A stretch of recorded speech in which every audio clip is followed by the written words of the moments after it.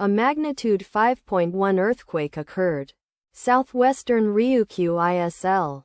Japan. 114 kilometers SE of Harare, Japan, or 310 kilometers SSW of Naha, Japan. On Friday, the 11th of July 2025, at 16 hours 9 minutes and 25 seconds local time, the quake had a depth of 10 kilometers and was not felt, or at least not reported so.